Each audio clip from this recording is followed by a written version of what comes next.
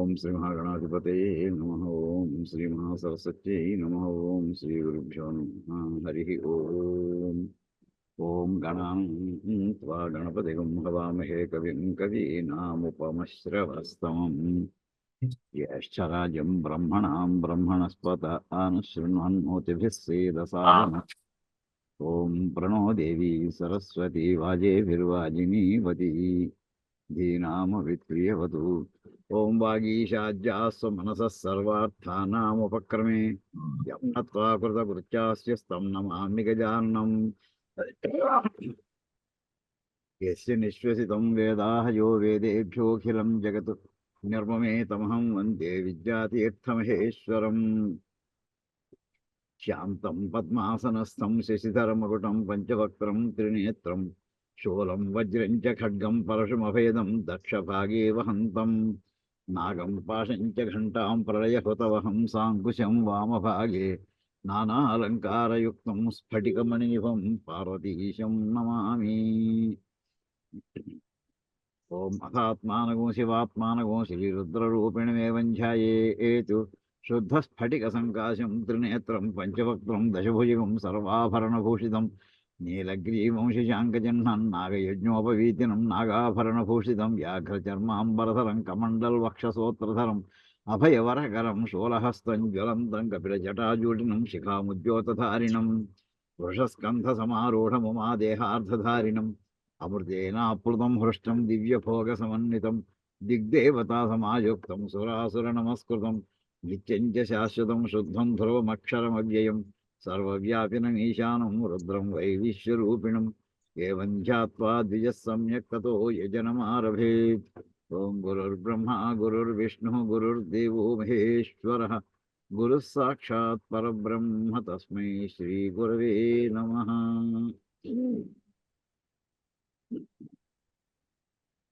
అందరికీ ఈ శ్రీరామ నవమి అయిపోయిన సందర్భంలో అందరికీ శుభకామనలు శుభాకాంక్షలు చెప్పుకుంటూ, అంటే ఈ మాట ఏంటి అయిపోయిందని చెప్పుకోవడం, ఎందుకంటే నిన్న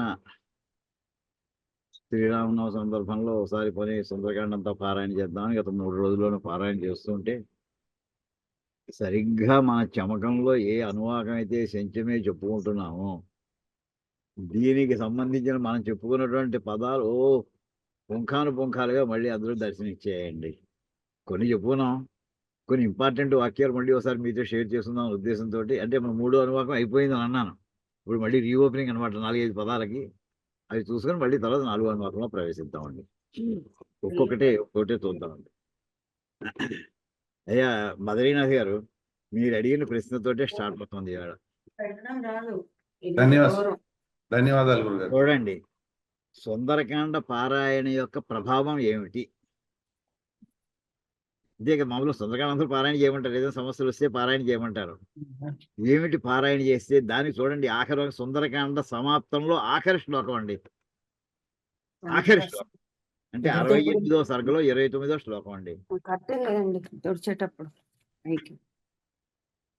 తతో మయా వాగ్భిరదీన భాషిణా శివాభిరిష్టాభిరభిప్రసాదిత జగామ శాంతిం మమ మైథిరాత్మజా తవాతిశోకేన తథాతి పీడిత. ఇదండి వాక్యం. ఇది నేను ఇవాళ సెలెక్ట్ చేసుకొచ్చాను. మీరు ప్రశ్న అడగడం రెండు కూడా ఎంత సమయోచితంగా, రెండు కూడా పరమేశ్వరుని యొక్క అనుగ్రహం చూడండి. అందులో మొట్టమొదటి స్లైడ్ ఇద్దాను అనుకుని వచ్చాను. అక్కడ సీతాదేవి యొక్క పరిస్థితి ఎలా ఉందిట? తథా అతి పీడిత. అంతకంటే ఇంకో ఈవేళ ప్రపంచం యొక్క పరిస్థితి అతి పీడితం. అంతే కదండి. ఇప్పుడు మీరు చెప్పిన ఈవేళ బ్లడ్ బాత్ అనే మాట అతి పీడితం. మొత్తం సమస్తమైన ఎవరెవరైతే ఈ షేర్స్ పెట్టారో వాళ్ళు, షేర్స్ మేనేజర్స్, మొత్తం సమస్త దేశాలు కూడా ఇంతకంటే భయంకరంగా ఎవరు పీడించబడలేదు అని చెప్పడానికి అతి పీడిత. అటువంటి ఇంకా ఎలాగా తవ అతి శోకేనా, దాంతో మిగిలింది ఏంటంటే శోకమే మిగులుతుంది ఇంకా అందరికీ కూడా. ఎన్ని దాకా చదివి విన్నది 19 లక్షల కోట్ల రూపాయలు ఆవిరైపోయిందని రాసాడండి. 19 lakh crores మొత్తం ఎవాపరేట్ అయిపోయిందని. ఇంక మిగిలిన ఏంటంటే పాపం దాన్ని ఇన్వెస్ట్ చేసిన వాళ్ళందరికీ వాల్యూస్ ఎవరికి అతి శోకమే. ఏమండి, సరిగ్గా ఈ పరిస్థితి ఎవరిది అంటే ఇక్కడ మనం ఇవాళ దేశం సమస్త విశ్వం అనుకోండి, వరల్డ్ అంతా అనుకోండి, అక్కడ ఆవిడ సీతాదేవి పరిస్థితి అండి. ఆ రావణాసుడు పెట్టినటువంటి పీడ బాధ, ఆ రాక్షస స్త్రీలు పెట్టిన బాధ ఎలా ఉందంటే అతి పీడిత. చివరికి అందులో ఏమైంది అతి శోకేన. వాడు ఏడిపించి ఏడిపించి ఏడిపించి దాంతోటి బాగా ఇంకా ఆవిడ్ని పీడించారు వాళ్ళు. మా అమ్మ ఇథిలాత్మజ అంటే వెనక్కి వస్తున్నానండి. అటువంటిది ఆవిడ ఈ సుందరకాండలో హనుమంతుడు చేసినటువంటి మహోన్నతమైనటువంటి కృత్యాల మూలంగా ఏమైందిట, ఆవిడికి ఆ పీడ పోయింది, శోకం పోయిందిటండి.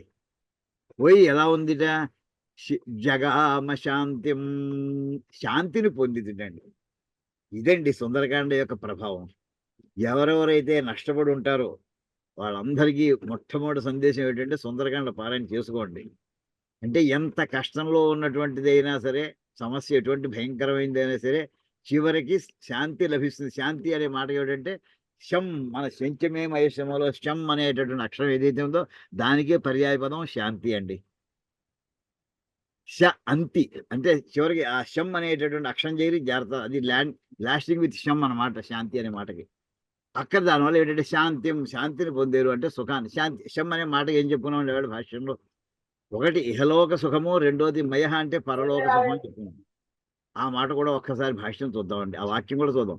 ఈ దేంట్లో అమ్మ మిగతా వాళ్ళు మాట్లాడకండి అమ్మా ప్లీజ్, మీరు మ్యూట్ చేసుకోండి. ఇక్కడ ఎటువంటి కార్యక్రమము వల్ల ఆవిడ శాంతి పొందింది అంటే ఈ భూలోకం అంతా ఆవిడ భూపుత్రిక. భూలోకం అంతా ఇవాళ భూలోకం అంతా గగ్గోలు పెడుతోంది. అక్కడ ఆవిడ కూడా ఎలా శాంతి పొందిందో అదే రకంగా ఇవాళ భూలోక వాసులందరూ కూడా సుఖపడి శాంతి పొందగలరు. ఎలాగట, తతోమయా వాగ్భిరదీన భాషిణ. ఈయన ఎలా మాట్లాడాడు, ఆవిడతో ఎలా మాట్లాడాడు, రావణాసుడితో ఎలా మాట్లాడాడు, ధైర్యంగా మాట్లాడాడు. ఏ దీనత్వంతో బస్సుకోలేదు అక్కడ. అది భాషిణ, అదేనం దీనత్వం లేనటువంటి మాటలతోటి ధైర్యంగా ఆవిడికి ధైర్యం చెప్పాడు, రావణాసుడికి ధైర్యంగానే సమాధానం చెప్పాడు. నువ్వు వెళ్ళి శరణు వేడుకో రావణ, నీ ఒక్కటే గత్యంతరం. ఇంకా శ్లోకాలన్నింటిలోకి వెళ్ళండి, ఇద్దరు చెప్పుకున్నాం మనం. అంచేత అక్కడ ధైర్యంగా చెప్పినటువంటి ఆ మాటలు మాట్లాడిన నా చేత, ఇక్కడ మయా నా చేత ఎటువంటి వాడు, అదీన భాషిణ వాగ్భి, ఆ ధైర్యవంతమైనటువంటి సంపూర్ణంగా విశ్వాసాన్ని కలిగించేటట్టు సీతాదేవి విశ్వాసాన్ని, రావణాసుడి భయాన్ని కలిగించేటటువంటి ఆ మాటల వల్ల ఇంకా ఎటువంటివి అంటే మాటకారి కదా, ఏదో మాట్లాడాడు కాదు, అది శివాభి అత్యంత పవిత్రమైనటువంటి మాటలు మాట్లాడాడు. సీతాదేవితోటి అత్యంత పవిత్రమైనవి అంటే రావణాసుడితో మాట్లాడినా సరే వాస్తవం ఇది. రావణ గుర్తుపెట్టుకో, ఆయన మొత్తం సమస్త లోకాన్ని ధ్వంసం చేసేయగలడు, కానీ ఎవరు చేయలేకపోతే ఆయన ఒకటి చేయగలడు, మరి పునఃసృష్టి చేయగలడు. ఇది కూడా మనం చెప్పుకున్నాం ఆవేళ. పునఃసృష్టి ఎలా ఉండేదో అలాగే మళ్ళీ సృష్టించగలడు ఆయన. అది ఎవడైనా చేయగలడా, ఎవడు చేయలేడు పరమాత్మ తప్ప అని. ఆ రకంగా అత్యంత పవిత్రమైనటువంటి పదాలతోటి ఆయన వాక్య నిర్మాణం చేసి మాట్లాడాడు.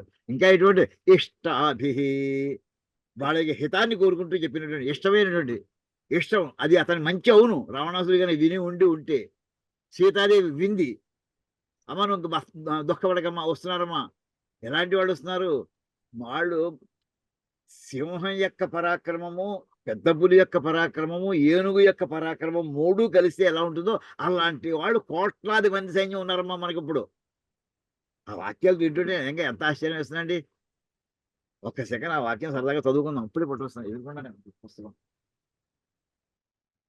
ఇక్కడ హనుమంతుడు చెప్పినటువంటి వాక్యాలు, ధైర్యం చెప్పేటటువంటి వాక్యాలు చూడండి, ఎలాంటి వాళ్ళు వస్తున్నారని చెప్పాడు ఆయన. 68వ సర్గలోనే 26వ శ్లోకం అండి. అంటే జస్ట్ ఎప్పుడే నోట్ చేసుకుంటారో చెప్తున్నాను. నఖదంష్ట్రాయుధాన్ వీరాన్ సింహశార్దూల విక్రమాన్ వానరాన్ వారణేంద్రాభాన్ క్షిప్రం ద్రక్షిసి సంగతాన్ అని వాక్యం ఉంటుందండి.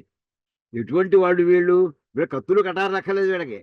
నఖ దంష్ట్రములు, గోళ్ళు నఖాలు, దంష్ట్రములు అంటే కూరలు, పడతో కురికేస్తారు వీళ్ళు. ఆ వెంటనే దంష్ట్ర అనే పదం వచ్చిందనుకోండి, నరసింహస్వామి మంత్రం, వజ్ర నఖాయ విద్మహే తీక్ష్ణ దగ్నుష్ట్రాయ ధీమహి తన్నో నారసింహ ప్రచోదయాత్ అని చెప్పి ఆ దంష్ట్ర అనే పదం అంటే నరసింహస్వామి జ్ఞాపకం వస్తాడండి. సింహం యొక్క కూరలు ఎంత షార్ప్గా ఉంటాయో, చీల్చి చెండాడిస్తున్నట్టు సరే ఆ చీల్చడానికి వాడేటటువంటి అవి. తర్వాత అటువంటి గోళ్లతోటి అవే ఆయుధాలు వాళ్ళకి. దీనికే వెంటనే విష్ణు సహస్రనామంలో ఆఖరి వాక్యం చూడండి, సర్వప్రహరణాయుధ. సర్వప్రహరణ, ఇది ఆయనకి ఆయుధం ఇది కావాలి అది కావాలి, కత్తులు కటార్లు బాణాలు అక్కర్లేదండి నరసింహస్వామికి. Unconventional weapon. గోళ్లతో ఎవరినైనా రాక్షసుని పూర్వం చంపడం జరిగింది అండి?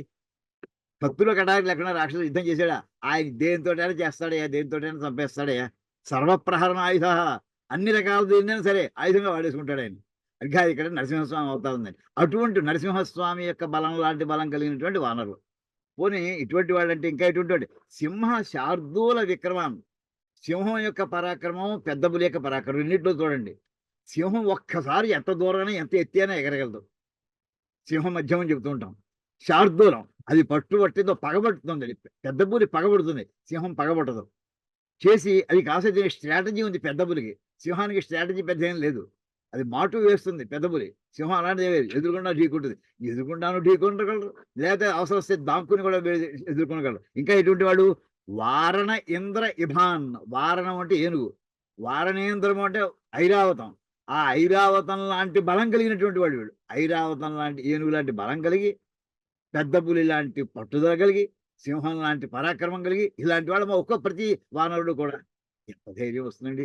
వీళ్ళంతా కూడా క్షిప్రం రక్షేసే సంగతాన్ని వచ్చేసారు. మా గుమ్మం దగ్గర వచ్చి ఉంచుంటారు చూడు. నేను వెళ్ళడం వాడు రావడం అంతే, ఆలస్యం అంతే. అలాగ అవన్నీ ఏంటంటే ఇష్టాభిహి. ఆవిడ ఎంత మనసుగా ఆహ్లాదం కలుగుతుందండి. అభిప్రసాదిత, ఎంతో ప్రసన్నంగా ఆవిడ మార్చబడిందయ్యా. మాటల వల్ల నేను వెళ్ళి రావడం, ఆవిడతో మాట్లాడడం చేసిన దానివల్ల చివరికి ఆయన జగామ శాంతిం, ఆవిడ శాంతి పొందిందయ్యా. ఇక్కడ మనకి శంచమే మయశ్చమేలో శం అనేటువంటి అక్కడ మొట్టమొదటి సుఖం. శాంతి అంటే సుఖం అని అర్థం అండి. సుఖంగా ఉన్నప్పుడే శాంతిగా ఉండడం, శాంతిగా ఉన్నప్పుడే సుఖం ఉంటుంది. అలజడి ఉంటే, టర్బులెన్స్ ఉంటే, పర్టర్బేషన్ ఉంటే అది శాంతి రాదండి, ఇంపాసిబుల్. అలాంటిది ఆవిడ శాంతిని పొందిందే. ఇది శాంతి వాక్యం అండి. సో మనకి ఈ సుందరకాండ పారాయణ చేస్తే ఏమి లభిస్తుంది? సీతాదేవికి లభించింది, మనకెంతయ్యా? ఆవిడకి వచ్చిందంటే కష్టంలో మన కోటి కష్టం కాదు మనం పడేవి అంటూ అపూర్వమైనటువంటి ఒక గొప్ప వాక్యం మనకి చదువుకోవడం జరుగుతుందండి. ఇది మన శంచమే మయశ్చమేలో శం అనే దానికి ఉదాహరణ చెబుదామని అనుకున్నానండి. ఈవేళ మనకి బద్రీనాథ్ గారు అదే క్వశ్చన్ అడిగారు. అయ్యా బద్రీనాథ్ గారు, మ్యూట్ చేసుకోండి, అన్మ్యూట్ చేసుకోండి, మీరు వీడియో ఆన్ చేసుకోండి, ఒక్కసారి మీరు మాట్లాడండి. గురుగారు, మీ ప్రశ్నకి సమాధానం ఇక్కడ ఆఖరి వాక్యంలో వచ్చిందండి. అవునండి. ఇంకా చాలా ఉన్నాయి, అవన్నీ చెప్పాలి. అంటే దుర్మార్గుడు యొక్క ప్రవర్తన ఎలా ఉంటుందో అవి సుందరకాండలో వాక్యాలు ఉన్నాయండి. అది 18, 19 సర్కల్లో వస్తాయండి. రావణాసుడు చేసిన బీభత్సం ఎటువంటిదో అక్కడ ఒక్క మీరు అంటే టాపిక్ ఎత్తారు కనుక పుస్తకం ఎదురుకుండా పెట్టుకున్నాం కానీ మరి తప్పదు మరి చెప్పడం. చాలా చాలా బాగుంది గురుగారు. ఒక చిన్న సవరణ, కాకపోతే చిన్న చెప్పండి. సవరణ ఏంటంటే ఇది దుర్మార్గత్వానికి సంబంధించి దుర్మార్గత్వం కాదు, ఒకటి ఒక నాకు మనిషి కావాలి, ఆలోచన. అది కాదు, ఒక మనిషి నాకు ఆలోచన. కావాలి అని భావన అంతే. నాకు ఇలా కావాలి, అది రైటా తప్ప. దానికి 51వ సర్గ దగ్గర చూడండి, హనుమంతుడు రావణాసురుని చూసి అక్కడ అనుకుంటాడు ఒక్క మాట అండి. అది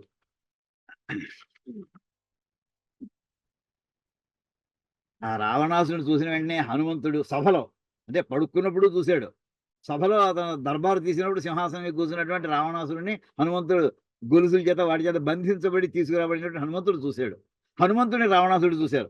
ఒకరినొకరు ఎలా ఎలా అనుకున్నారు. అక్కడ చూడండి హనుమంతుడు అన్న మాట, అహో రూపం, అహో ధైర్యం, అహో సత్వం, అహో ద్యుతి, అహో రాక్షస రాజ్యస్య సర్వలక్షణ యుక్తత. అన్ని వాడి సాముద్రిక లక్షణాలు అన్నీ ఉన్నాయి. అక్కడ లక్షణం అంటే సాముద్రిక లక్షణాలండి. ఏమండి, ఏది అయితే ఒక్కటే, ఏది అధర్మోన బలవాన్. వీళ్ళు అధర్మం పాలు ఎక్కువ, అధర్మం పాలు ఎక్కువ కనుక అదయం స్యాదయం రాక్షసేశ్వర. ఇది ఆ ఒక్కటి లేకపోతే స్యాదయం సురలోకస్య సశక్రస్యాది, ఇంద్రుడితో కూడినటువంటి ముల్లోకాల్ని కూడా రక్షించగలుగుతాం, అంత బలవంతుడు అని చెప్పి అస్య క్రూరై నృశంసైశ్చ కర్మభిః లోకకుత్సితై తేన బిభ్యతి ఖలు అస్మాత్ లోకాః సామరదానవాః. ఇతను చేసినటువంటి, ఇతని దుర్మార్గుడు అనట్లేదు, ఇతను చేసిన దుర్మార్గపు కార్యం వల్ల, అతి క్రూరమైనటువంటి కార్యం వలన, అతి ఎక్కడ హింసాత్మకమైనటువంటి కార్యం వలన, ఇతను చేసినటువంటి మొత్తం ప్రపంచం అంతా కూడా జుగుప్సతో ఉండే కార్యం వలన అందరూ కూడా బిభ్యతి భయపడుతుందయ్యా అని అక్కడ రావణాసుడు చేసేటువంటి కార్యాలకు చూసి భయపడతారు అని చెప్తూ, ఇంకోటి అయం యుత్సహతే వృధ. అది 49వ సర్గ 19-20 శ్లోకాలండి. ఇది 49వ సర్గ 19-20 శ్లోకాలు. అయం హ్యుత్సహతే క్రుద్ధ, వీడు కనుక కోపించాడు, కర్తుం ఏకాన్, మొత్తం ప్రపంచం అంతా కూడా సముద్రంలో కలిపేస్తాడు, గంగలో కలిపేస్తాడంట చూసారా. గంగలో కాదు, ఒక్క సముద్రంలో కలిపేస్తాడు మొత్తం భూమండలం నాకు పట్టుకెళ్ళి. అని ఇది చింతాం బహువిధాం అకరోన్ మతిమాన్ హరిహి అంటూ అక్కడ వాక్యం. అంటే ఒక్కడు చేసేటటువంటి పని ప్రపంచం అందరూ ఎలాగ అల్లకల్లోలం చేసేయగలదో చెప్పడానికి మనకి సుందరకాండలో వాక్యం ఉంది. ఇవాళ లౌకికంగా ఇవాళ మనం చూసామండి. దానికి ఏమిటి చేయాలి? ఈ సుందరకాండ పారాయణ మనం చేయగలిగింది ఏంటి? సుందరకాండ పారాయణ చేస్తుందామండి. ఆయన రక్షిస్తాడండి. ఇంతకు మించినటువంటి ఐశ్వర్యం ఇస్తాడండి. అది అక్కడ శం అనేటటువంటి ఒక్క మాటకి అర్థంలో ఈ భాష్యం అంతా చెప్పుకుంటే బాగుంటుంది అనిపించిందండి. ఇది అయిన తర్వాత ఇంకొక వాక్యం ఏమంటే ఇక్కడ మీ ప్రశ్నకి ఇక్కడ ఆపుకుంటాము. తర్వాత వాక్యం ఇంకో దాన్ని చూద్దామండి. ఒక్కొక్క పదం చూడండి. మనం కీర్తి యశస్సు గురించి మీరు మాట అన్నారు. ఒకటి షార్ట్ టర్మ్, ఒకటి లాంగ్ టర్మ్ అన్నారు. ఏమండి? అంటే యశస్సు అనేది ఏదో అద్భుతమైన ఒక కార్యక్రమం చేస్తే అప్పటి నుంచి పేరు మారుమోగిపోవడం. అది షార్ట్ టర్మ్‌లో వచ్చేసినటువంటిది. కీర్తి అంటే వాడు దాన ధర్మాలు చేస్తున్నాడు. ఎప్పటి నుంచో చేస్తున్నాడు. కొన్నాళ్ళయ్యాక వాడికి వీడు మంచివాడు అనే పేరు మెల్లగా నిలబడితే అదొస్తుంది. అది కీర్తి చెప్పు. కానిటండి ఇక్కడ హనుమంతుడు సీతాదేవి కోసం వెతికినటువంటి ఆ రాత్రి అంతా ఎటువంటిది అంటే ఇక్కడ సుజాతమూల శుభగా కీర్తిమాల యశస్విని కీర్తి యశస్సు కూడా సాధించేటటువంటి రాత్రి అండి ఆ హనుమంతుడు ఆ వేళ వెతికినటువంటి రాత్రి. ప్రభగ్న చిరరాత్రియం మమ సీతామపశ్యత అంటే సీతాం అపశ్యత సీతాదేవి కనిపించకుండా ఉండడంతో ఈ రాత్రి నాకు ఎలా ఉందంటే ఇంకా కనిపించలేదు ఆయనకి సీతాదేవి. రాత్రి 1 గంట ఆ టైంలో ఆయన ఫీలింగ్ ఇది. చిరరాత్రి ఇలా రాత్రి గడవదేమిటి అసలు? చాలా పొరలాగైపోతుంది. నాకు ఇంకా ఈ పాటి కనిపించద్దా? ఈ వేళ ఒక్కరోజు ఆవిడ నాకు కనిపించిందో ఈ రాత్రి ఎటువంటిది అవుతుందంటే కీర్తిమాల బ్రహ్మాండమైనటువంటి కీర్తి. ఏంటంటే అనేకమైనటువంటి రోజుల్లో ఇది గొప్ప రోజు అవుతుంది. యశస్విని అప్పటికప్పుడు నాకు తత్కాల్లో నాకు కీర్తిని తీసుకొస్తుంది అంటూ ఆ రెండు కలిపినటువంటి మాట ఉన్నటువంటి శ్లోకం మనకు అని వేళ సుందరకాండలో రిఫరెన్సెస్ ఏనండి ఇవన్నీ కూడా. ఇది కూడా అందులో వాక్యం ఒకటి చెప్పాలనిపించిందండి. తర్వాత ఇంకోటి మనకి మతిష్టమే సుమతిష్టమే అనే పదం మతి అనే పదం కూడా వాడుకున్నాం ఇందులో చమకంలో. ఈ మతికి హనుమంతుడికి ఇచ్చినటువంటి బిరుదు ఏమిటంటే మహామతి ఏంటండి. మహామతి తతస్తుతం వానర వీర ముఖ్యం మహాబలం మారుతతుల్య వేగం మహామతిం వాయుసుతం వరిష్టం ప్రతుష్టూర్దేవగణాశ్చ సర్వే అంటూ అక్కడ హనుమంతుడిని ఈ శ్లోకం ఎక్కడదంటే చెప్తాను. 54వ సర్గలో 47వ శ్లోకం అండి. 54లో 47 54వ సర్గ. మనం మనోజవం మారుతుల్యం జితేంద్రియ బుద్ధిమతాం వరిష్టం ఉంటుంది సార్. ఈ బుద్ధిమతాం వరిష్టం అనేది ఆ వరిష్టం అనే పదం సుందరకాండలో పదమేనండి. ఆ శ్లోకాలన్నీ కూడా మళ్ళీ వాల్మీకి మహర్షి అందించినవే.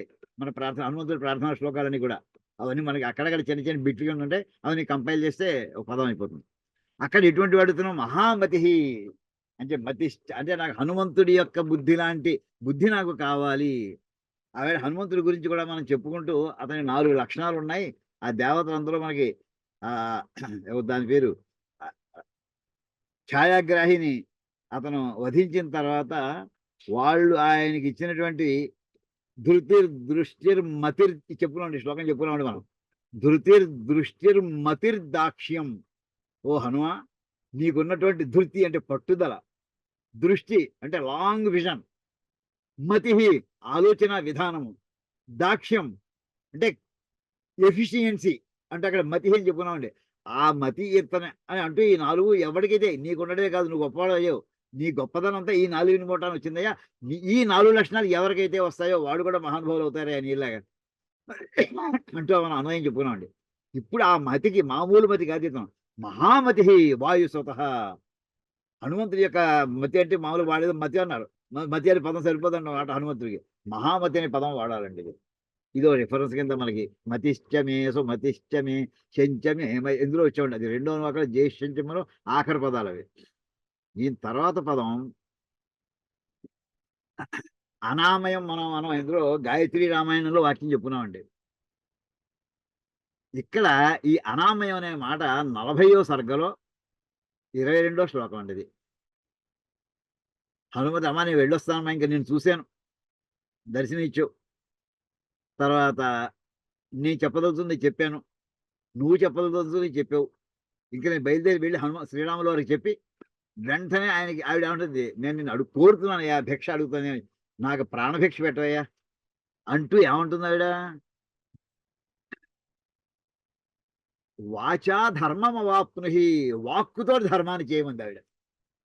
ఏమిటి వాక్కుతో ధర్మం ఏంటంటే, ధర్మం అనేక రకాలుగా శరీరంగా చేసేది అక్కర్లేదు. నీ శరీరంతో నేను అడ్డి మీద కూర్చోబెట్టి తీసుకెళ్ళిపో అదేం అక్కర్లేదు నాకు. నేను బతికి ఉన్నానని, ఇక్కడ ఉన్నానని, ఈ 2 మాటలు చెప్పు ఆయనకి. నేను బతికి ఉన్నానని, బతికుందో లేదో కూడా తెలీదు, ఎక్కడుందో తెలీదు.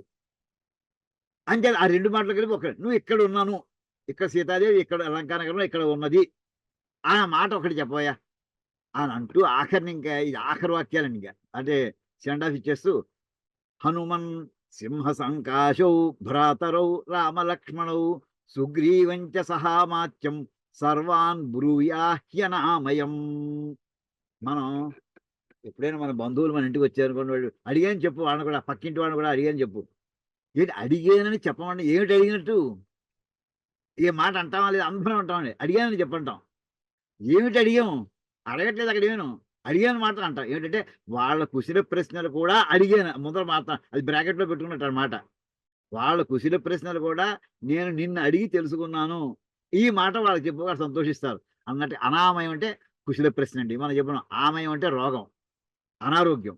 ఆమయం అంటేను అనామయం అంటే అనారోగ్యత లేకపోవడం, అంటే ఆరోగ్యంగా ఉండడం. వాళ్ళు కులాసానే ఉన్నారా అంటున్నాం. ఆ కులాసా అనే మాటకి కుశల ప్రశ్నలు. ఆ కుశల ప్రశ్న గురుయా హ్యనామయం, వాళ్ళు కులాసాగా ఉండాలని నేను కోరుకుంటున్నాను, ఈ మాట కూడా చెప్పవయ్యా. ఎవరెవరికి? రాముడికి లక్ష్మణుడికే కాదు, సుగ్రీవంచ, వాళ్ళు ఎవరితో రామలక్ష్మణుడు ఎలాగ అడగాలి? వాళ్ళిద్దరి గురించి తపస్సు భ్రాతరవు, వాళ్ళ సోదరులు రామలక్ష్మణుడు. ఎటువంటి వాడు? సింహ సంకాశవు, అది ద్వివచనం అండి. 2 సింహముల వంటి వారు. సింహ సంకాశం అంటే సింహముల వంటి వారు, అది ద్వివచనం. అంటే 2 సింహముల వంటి వారు ఎవరయ్యా? రామలక్ష్మణుడు సోదరులు వాడు. అంతేకాదు సుగ్రీవంచ, సుగ్రీవుడిని కూడా అడిగాను చెప్పబోయా. సహా అమాత్యం, ఎటువంటి సుగ్రీవుడు? ఒక్కడి కాదు, సహా అమాత్యం, మంత్రులతో కూడి ఉన్నటువంటి సుగ్రీవుడిని. సుగ్రీవుడి మంత్రులు ఉన్నారు. ఎవరెవరు? జాంబవంతుడు, నీలుడు, నలుడు, హనుమంతుడు. మొత్తం వీళ్ళు నలుగురు ఉన్నారు. ఈ నలుగురు ఆయన మొట్టమొదటి అరణ్యవాసం చేసేప్పుడు, ఋషిముఖ పర్వతం మీద అరణ్యవాసం చేస్తున్నప్పుడు ఉన్నటువంటి మంత్రులు. వీళ్ళు కాకుండా అడ్మినిస్ట్రేషన్ ఉండే ఇప్పుడు పట్టాభిషేకం అయింది, వాళ్ళు పోయిన తర్వాత ఆ పట్టాభిషేకం అక్కడ ఉండే మంత్రులు వాళ్ళు కూడా అందరిని కూడా అడిగారని చెప్పబోయా. ఎంత ఫ్యామిలీ టైపులో మాట్లాడిందో చూడండి ఆవిడ. ఈ మనం కూడా కుశల అడిగాని చెప్పుకుంటున్నాం. అడిగాని చెప్పామంటే వాళ్ళ యొక్క కుశల ప్రశ్నలు అడిగానని చెప్పమని అర్థం వస్తుంది. ఇది మనం అందులోనే చెప్పుకున్నామండి. అక్కడ అనాయం శ్రీరాముడు కాదు, ఆయన నారాయణమనావయం. అక్కడ శ్రీరాముడు జన్మరాహిత్యమే లేనటువంటి పరమాత్ముడు ఆయన. అక్కడ అలా అన్నాయని చెప్పుకుంటామండి. ఆమయం అనే మాట రోగం అంటే ఏంటంటే మనలాంటి వాళ్ళకి అంటే జననము మరణము అనేది పెద్ద రోగం. ఆ రోగం నుంచి బయటపడం, మోక్షం వచ్చేదాకా అలా అనుభవిస్తూనే ఉంటాం. అలాంటి రోగం లేనటువంటి వాడు పరమాత్మ. ఇక్కడ మామూలుగా అందరు కుశల ప్రశ్నలు అడిగాని చెప్పు అంటూ ఆ మాట కూడా మనకి ఇక్కడ వినిపిస్తుందండి. అంటే ఇవన్నీ కూడా మనకి ఎదుర్కొంటా ఉన్నటువంటి సుందరకాండలో లభించినటువంటి గొప్ప గొప్ప వాక్యాలు. ఇది చమకంలో వచ్చిన పదాలే, కొత్త పదాలు ఏం చెప్పుకోవట్లేదండి. ఇప్పుడు మనం చెప్పుకున్నటువంటిదండి. తర్వాత అభయం అనే మాట చూసారా? ఆ అభయం అనే మాటకి నే భయంచమే సుగంచమే శయనంచమే, అక్కడ మనకి అందులో చెప్పుకున్నామండి. అక్కడ అభయం అనే మాటకి భయం లేకపోవుట. దానికి వెంటనే మనం ఉదాహరణ చెప్పుకున్నామండి. భగవద్గీతలో 16వ అధ్యాయంలో శ్లోకాలు చూపించామండి.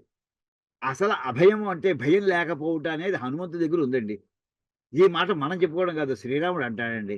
ఇది యుద్ధకాండలో ప్రారంభంలో అక్కడ చూడండి. యుద్ధకాండలో మొట్టమొదటిసారిగా అంటే సుందరకాండ అయిపోయింది, ఆవిడ శాంతించింది. యుద్ధకాండ నెక్స్ట్ అంటే పేజీ తిప్పడం యుద్ధకాండ. అక్కడ శ్రీరాముడు హనుమంతుడి యొక్క ఘనకార్యాలన్నింటినీ వర్ణిస్తూ ఓ గొప్ప మాట మాట్లాడతాడండి. 3-4 వాక్యాలు. అందులో ఇతని యొక్క ధైర్యము, అభయం, భయం లేకపోవడం అంటూ ఒక మాట అంటాడు. అంటే ఇది చాలా మాటలు మాట్లాడాడు హనుమంతుడి గురించి. ఆ మాటల్లో మొట్టమొదట అంటే సరదా టాపిక్ వచ్చింది కనుక, కృతం హనుమత కార్యం స్వమహద్భువి దుర్లభం మనసాపి యదన్యేన నశక్యం ధరణీతలే. ఈ భూమండలంలో ఎవ్వరూ చేయలేకపోయినటువంటి ఆ పనిని నువ్వు చేసే హనుమంతుడు చేశాడయ్యా. అది ఎటువంటిది? సుమహత్ భూమి దుర్లభం, భూలోకంలో అసంభవం, అది almost impossible. Next to impossible ఏమిటంటే సీతాదేవి ఎక్కడితో కనుక్కోవడం, నెక్స్ట్ టు ఇంపాసిబుల్. అటువంటిది కృతం హనుమత కార్యం కృతం, హనుమంతుడు ఆ పని చేశాడయ్యా. అది ఎలాగా? పోనీ మిగతా వాడు ఊహించు, by imagination also it's not possible. ఊహ కూడా అందదు. మనసాపి యదన్యేన నశక్యం, శ్రీ రావణాసుడి ఇంట్లోకి వెళ్ళడం అనేప్పటికీ ముందు వణుకు స్టార్ట్ అవుతుంది అసలు. ఎవరికైనా సరే. ఎవరికి? దేవత, ఇంద్రాది దేవతలకి. అటువంటిది నువ్వు సాధించేవయ్యా అంటూ అక్కడ నహితం పరిపశ్యామి యస్తరేత మహార్ణవం అన్యత్ర గరుడాద్ వాయో అన్యత్ర జహనం. ఎవరయ్యా ఈ సముద్రం దాటగలిగిన వాళ్ళు ఎవరైనా ఉన్నారయ్యా? లిస్టు చూస్తే మొత్తం మీద ఇద్దరే ఉన్నారు ఇప్పటిదాకా. ఇప్పుడు మూడో క్యాండిడేట్ వచ్చాడు. గరుడాత్ వాయో గరుత్మంతుడు ఎగరగలిగాడు. వాయువు ఎగురుతాడని మాకు తెలుసును. ఈ ఇద్దరు తప్ప మూడో లేడే ఇప్పటి వరకు. కానీ అన్యత్రజ ఇప్పుడైతే ఇంకోటి హనుమత తరేత మహార్ణం. ఇది మామూలు ఏదో పిల్లకాలో కాదు. గోష్పదీకృత వారాశి ఉంటాం. ఆ సముద్రాన్ని పిల్లకాలో దాటినట్టు దాటేసేటండి. గోష్పదీకృతం అంటే ఆవు ఒక అడుగు వేస్తే ఇంకో అడుగు వేసేలోపు ఆ భయాలని గోష్పాదం అంటామండి. గోష్పాదాల రేవు మన కొవ్వూరులో ఉన్నది. అంటే ఆవు అడుగు వేసే స్థలం. అంటే ఎంత పడుతుందంటే 3 అడుగులు. ఈ ముందర కాలకి వెనకాల కాలకి ఉన్నటువంటి అడుగుల దూరం ఎంత ఉంటుంది? 3 అడుగులు 2.5 అడుగులు దూడైతారు. సముద్రాన్ని అలా దాటేసాడని చెప్పి గోష్పదీకృత వారాశం. ఇక్కడ కానీ నిజంగా అది ఎటువంటిది? మహార్ణవం, మహాసముద్రం అది. అది ఓషన్. అటువంటి దాని ఇది సీ కాదు. సీ చిన్నది. అర్ణవం బే ఆఫ్ బెంగాల్ ఇంకా చిన్నది. కానీ మహార్ణవం ఇండియన్ ఓషన్ మహాసముద్రం ఇది. తరేత ఎవడైనా దాటేస్తాడే? నహితం పరిపశ్యామి. వెతికి పరి అనే పదం అడిగితే వెతికి వెతికి చూసినా నాకు ఎవడో కనిపించట్లేదు. పరి అనే మాటకి అర్థం ఉంది. వెతికి వెతికి చూసినా పశ్యామి అంటే చూడడం. వెతికి వెతికి చూసినా నాకు ఎవడు కనిపించట్లేదే ఈ సముద్రం దాటేటటువంటి వాడు. అన్యత్ర హనుమత. వాడిద్దరు ఎలాగ వాడిద్దరికి శక్తులు ఉన్నాయి. హనుమంతుడు వాడి సాధించాడే అని అంటూ ఇక్కడ తర్వాత అభయం అనే మాటకి తర్వాత వస్తుందండి. దేవదానవ యక్షాణం గంధర్వోరగ రక్షసాం ప్రదృశ్యాం పురీం లంకాం రావణేన సురక్షితాం ప్రవిష్ట సత్వమాశ్రిత్య శ్వసన్ కోనామ నిష్కరజేది. అసలు ఊపిరి. ఈ వాక్యం కూడా శ్రీరాముడు చక్కటి మాటగారండి. గుర్తెట్టుకోండి. అంటే వాల్మీకి నా ఉద్దేశం ఆయన సొంతంగా కవి కనుక ఆయన ఏదో రాసాడు అనుకోవద్దు. రాముడు మాటగారి. మాట్లాడుతుంటే ఎంత గొప్ప గొప్ప ప్రయోగాలు ఉంటాయి. శ్వసన్ ఊపిరితో ఎవడైనా బయట పడగలడు అసలు? అంటే ప్రాణాలతో బయటపడతాడా అనడం. ఊపిరి శ్వసన్ ఊపిరి పీలిసి బయటకు వస్తాడంటే ఎవరితో ఊపిరి అంటే డెడ్ బాడీస్ వస్తాయి బయటికి. అంటే శ్వసన్ కోనామా. ఎవడైనా బతికున్నటువంటి వాడు, ఎవరైనా పేరున్నటువంటి వాడైనా నిష్క్రమే బయటికి రాగలడు అసలు? ఎక్కడ? అటువంటి లంకాం ప్రవిశ్య నగరాలు ప్రవేశి. ఎటువంటిది అది? రావణేన సురక్షితాం. వాడు సీతమ్మ వారిని తీసుకెళ్ళిన తర్వాత సెక్యూరిటీ టెరిబుల్గా దాన్ని తరువుగా చేసేటండి. మీకు తెలుసునో తెలీదో రావణాసుడు ఎన్ని లెవెల్స్ ఆఫ్ సెక్యూరిటీ పెట్టాడో తెలుసునా అండి? 16 లెవెల్స్ సెక్యూరిటీ పెట్టుకున్నాడండి. 16 లెవెల్స్. 16 లెవెల్ దాకా వెళ్ళిపోయాడు హనుమంతుడు. అదే అండి గొప్పదనం. అది సామాన్యంగా అసంభవం. అది మనకి 2వ సర్గం 3వ సర్గలోనే ప్రారంభమైంది. రావణాసుడు ఆ సీతమ్మవారు రావడంతో ఎంత సెక్యూరిటీ పెట్టాడు అనేది 2వ సర్గలోనే చెప్పేస్తాడు అక్కడ. మొట్టమొదట 2వ సర్గలో 15వ శ్లోకంలోనండి. సీతాపహరణార్థేన రావణేన సురక్షితాం నమంతాద్విచరద్భిశ్చ రాక్షసై ఉగ్రధన్వి. ధనుస్సులన్నీ కూడా ఎక్కువ పెట్టుకుంటూ వాళ్ళు తిరుగుతూ ఉండాలటండి. అంటే అవతల దొరకడం, అప్పుడు ధనుసు చేతిలో పట్టుకోవడం, దారి సంధించడం, బాణం పెట్టడం ఏమీ లేదు.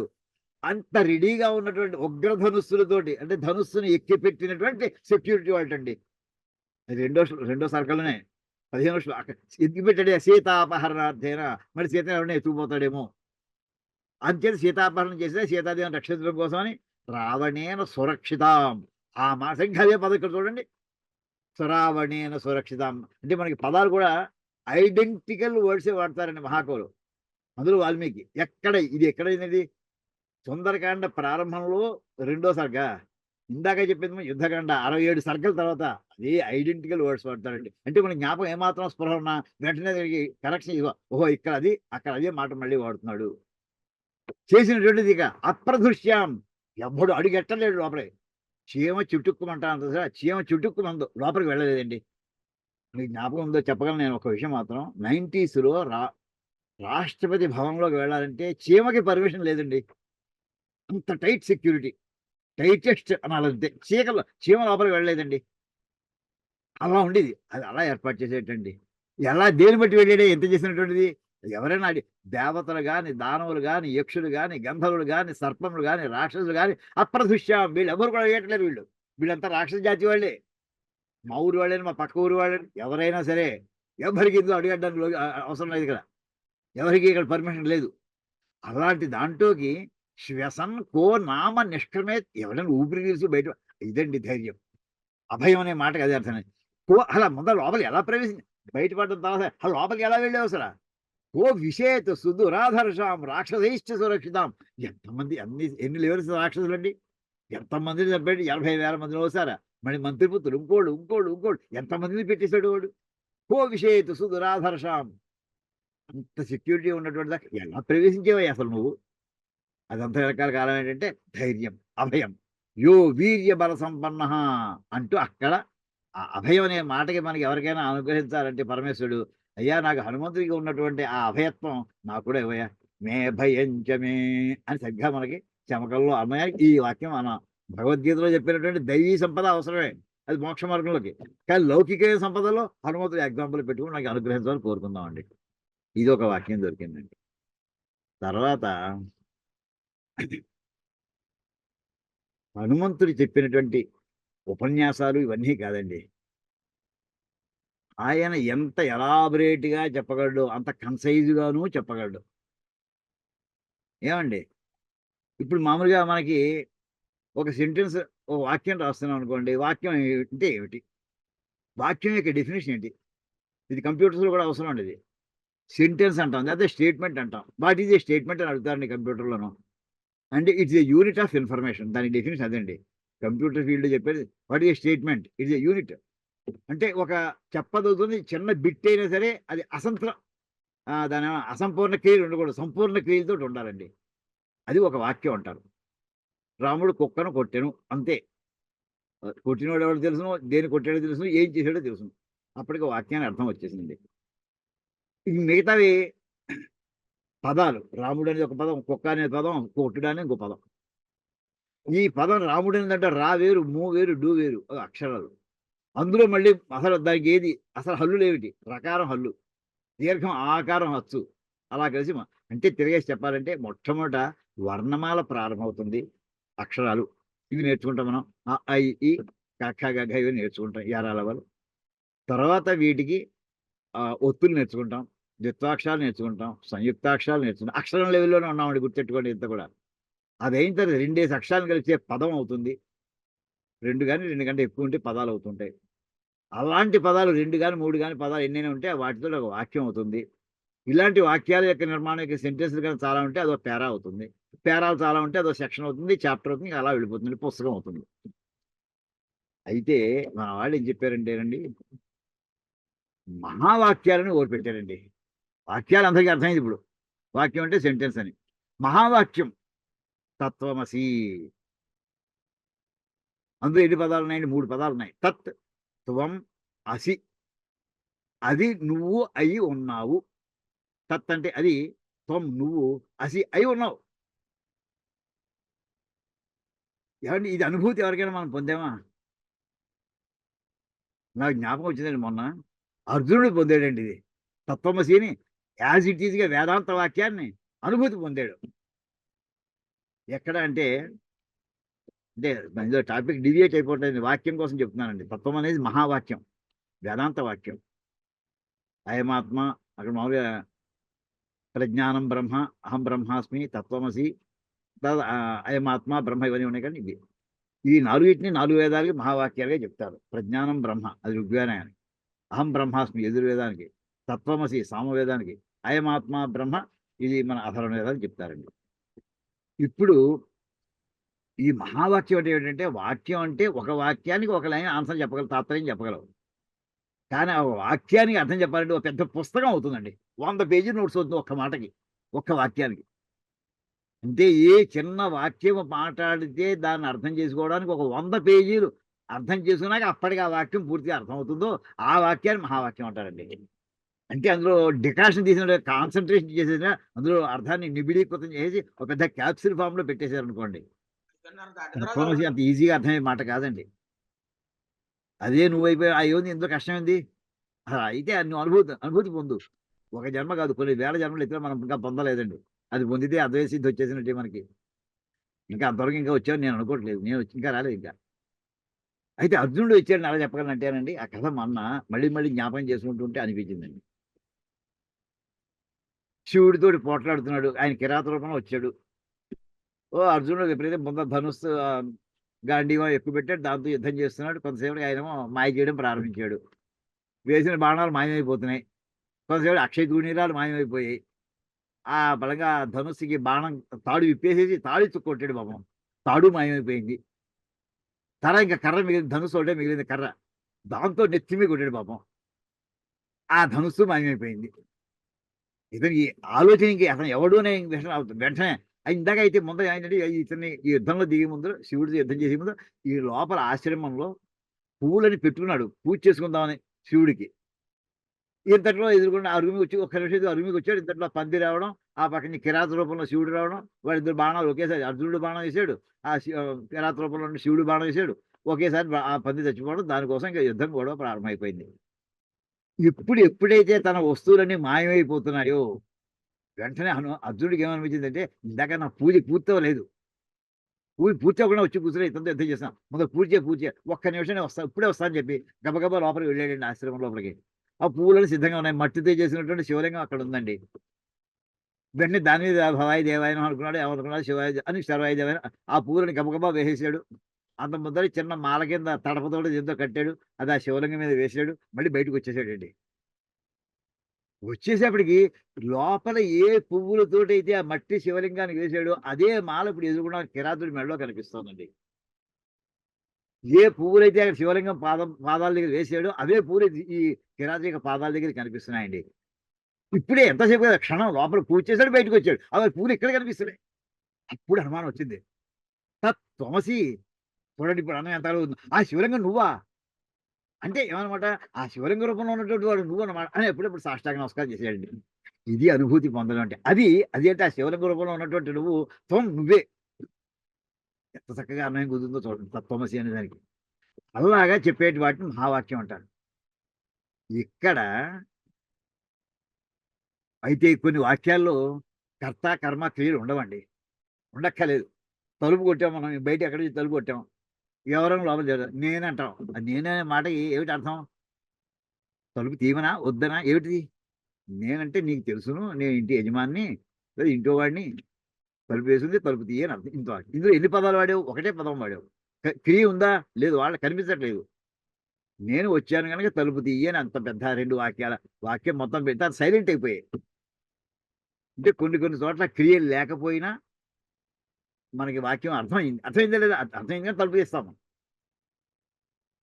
అలాగా ఇంత సుందరకాండలోను ఇన్ని సర్గలు పాపం ఆయన 11వ సర్గలాగా ఇది ప్రారంభించి ఏమండి 15వ సర్గ దాకా ఆయన వెతగ్గా చివరికి కనిపించిందండి. ఎన్ని అవాంతరాలు మధ్యలో సముద్రం ఎగురుతుంటే అవాంతరాలు, వెళ్ళిన తర్వాత అవాంతరాలు, లంకిని లాంటివి. ఆ చీకట్లో వెతుక్కోవడం, ఎవరింటికి వెళ్తున్నాడో తెలియదు. అన్ని తిరిగి వచ్చాడు. ఇప్పుడు ఆవిడతో మాట్లాడడానికి వీలుగా ఉందా? లేదు. ఈ కథ అంతని కలిపి 2 అవతరాలు చెప్పాలి. ఇప్పుడు తిరిగి వచ్చేసాడు. శ్రీరాముడికి చెప్పాలి, లేదా మధ్యలో కలిసినటువంటి అంగదాదులకు చెప్పాలి. చెప్పాల్సింది ఇంతగా నేను ఇక్కడి నుంచి బయలుదేరానండి, చుట్టూ నా సైనికులందరూ కూడా మిగతా వానర సైనికులందరూ ఉన్నారు, ఈ కథ అంతా అనవసరం ఏమైంది చివరికి 2 దృష్ట అంతే చూడడం జరిగింది. దృష్ట అనే మాటకి చూడబడింది. సరైన లిటరల్ మీనింగ్ ఏంటంటే చూడబడింది అంటే కనబడింది అని అర్థం అండి. ఎవరు కనపడిందో కూడా చెప్పలేదు. దృష్ట సీత కూడా లేదండి. దృష్ట 2 అక్షరాలండి. ఎవరి కోసం వెళ్ళారు వీళ్ళంతా కూడా సైనికులు? సీతాదేవిని ఎతకడానికి. ఆవిడ కనిపించిందా కనిపించలేదా? మిగతా ఎవరికి ఇంద్రియాలు ఏమి పనిచేయట్లేదు. సీత సంగతి ఏం చెప్తాడు ఇతను? దృష్ట అయిపోయిందంటే మొత్తం కథ అంతా అయిపోయిందండి. మొత్తం సుందరకాండ యొక్క సమగ్ర అయినటువంటి అర్థాన్ని 2 అక్షరాల్లో దృష్ట.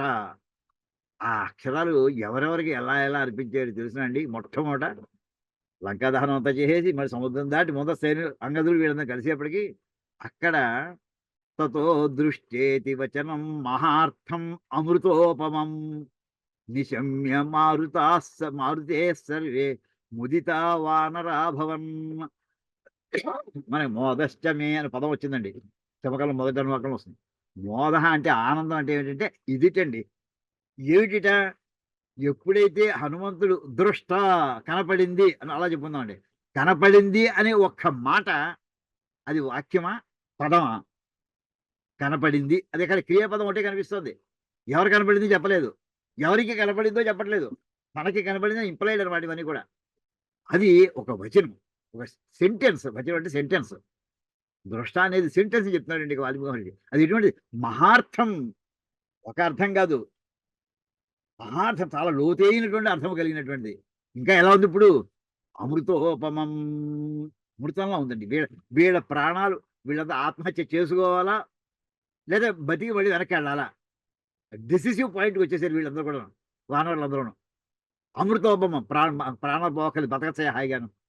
అంటే ప్రాణాలను నిలబెట్టేటటువంటి 2 అక్షరాలండి. దృష్ట మహార్థం. అది విని అలాంటి వాక్యాన్ని వింటే అటువంటి పరిస్థితుల్లో అంటే ప్రాణాపాయ పరిస్థితిలో ఉన్నటువంటి వానరులందరూ కూడా దృష్ట అనే పదాన్ని వినడం వల్ల వాళ్ళకి ఏమైందంటే మళ్ళీ ప్రాణాలు నిలబడినట్టు అయింది. అప్పుడు వాళ్ళు పొందినటువంటి ఆనందం లాంటి ఆనందాన్ని నాకు ఇవ్వయ్యా పరమశివ. మోదశ్చమే అనే మాట అక్కడ అలా అన్వయం కుదురుతుందండి. ఇది ఒక్క మాటకి దృష్ట అనేటటువంటి దానికి ఇదండి అన్వయం. ఇంకొకటి వెళ్ళిపోయాడు.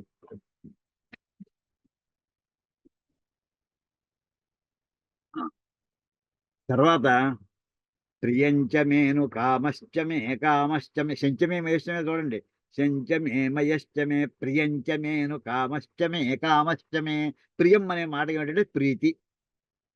నాకు ఎలాంటి ప్రీతి కావాలి అంటే ఎంత ప్రీతి కావాలయ్యా అంటే నాకు ఇష్టమైనది కావాలి. ఆ ఇష్టము అనే దానికి పరాకాష్ఠ ఏమైనా ఉందా? ఎవరైనా పొందారా? పొందారయ్యా. ఎవరు? ఆ మాట కోసం ఈ వాక్యాలు చూద్దామండి. హనుమంతుడు తిరిగి వచ్చిన తర్వాత శ్రీరాముడికి చెప్పిన తర్వాత అప్పుడు ఆయన అన్న మాటలండి. ఇందాక కొన్ని చెప్పుకున్నాం మనం. అది అభయానికి చెప్పుకున్నాం. ఇప్పుడు ఆయన చేసినటువంటి ఘనకార్యం వల్ల ఆయన చెప్తాడు. దీంట్లో 3 శ్లోకాలు చూపిస్తామండి. ఇది యుద్ధకాండలో ఇందాక చూపించినటువంటి దాంట్లోదే. దీనికంటే పైన ఇంకొక వాక్యం ఇంకోటి కూడా ఉందండి.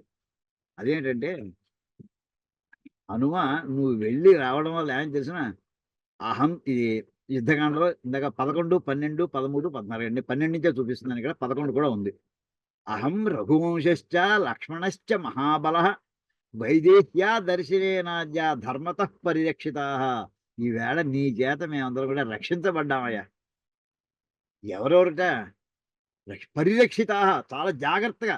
ఇప్పుడు కోడి తన పిల్లలని ఎలా రెక్కల కింద కాపాడుకుంటూ గెద్దొచ్చి తన్నుకుపోదాం చూసినా వెళ్ళిపోకుండా అడ్డపడిపోతుందో అలాగా మా ప్రాణాలు ఒగ్గబెట్టుకుని ఉండేటువంటి మమ్మల్ని నువ్వు అలా నీ రెక్కల కింద కాపాడినట్టు తల్లి పక్షి కాపాడినట్టు కాపాడేవే మమ్మల్ని అంతా నేను. ఎవరెవరినిట? ఎవరో రక్షించబడ్డాట. అహంచ ఫస్ట్ విక్టిమ్ నేనే. ఆన్సరు నేనే. మొట్టమొదటి సీతాదేవి వాళ్ళ నాన్న జనక మహారాజు వచ్చి ఏమయ్యా మా అమ్మాయి ఏదైనా అంటే ఆన్సర్ ఎవరు చెప్పుకోవాలి? లక్ష్మణుడు కాదు. నేను చెప్పుకోవాలి ఆన్సర్. నన్ను నిలబెట్టావయ్యాను. నా ప్రాణాలతో నిలబెట్టావు. అంతేకాదు రఘువంశశ్చ మా రఘువంశం అంతనే కూడా రక్షించేవయ్యా. ఏం చేత? ఈయన ఒక ప్రతిజ్ఞ చేశాడండి శ్రీరాముడు. ఎవడైతే సీతాదేవిని అపహరించాడో వాడిని నేను వధిస్తాను అని చెప్పి వాడు ప్రతిజ్ఞ చేశాడు. ఇప్పుడు సీతాదేవి కనిపించలేదు అనుకోండి, ఏమవుతుంది ప్రతిజ్ఞ? నెరవేరదు. సో ఆ రాజులందరూ అనుకుంటారు ఛా వీడు కూడా మనం అసలు ఇప్పుడు మంచి వంశాన్ని చెడగొట్టేసాడు వీడు. ఇలాంటి మహారాజులు మనం అసలు ఏ పని తలుచుకుంటే పని సాధించి భార్యను వెతుక్కుని పట్టుకోలేకపోయాడు అని వాళ్ళు తిట్టిన వాళ్ళతో కూడా చచ్చిపోయినటువంటి వాడు, వెళ్ళిపోయినటువంటి వాడు, దివంగతులైనటువంటి వాడు మళ్ళీ భూలోకంలో మన మొహం చూపించలేము అసలు అని వాళ్ళు బాధపడిపోతూ ఉంటారటండి. రఘుమహారాజు లాంటి వాళ్ళు, దశరథుడు కానీ వీళ్ళంతా కూడా. వాళ్ళందరినీ రక్షించేవయ్యా మహానుభావుడు.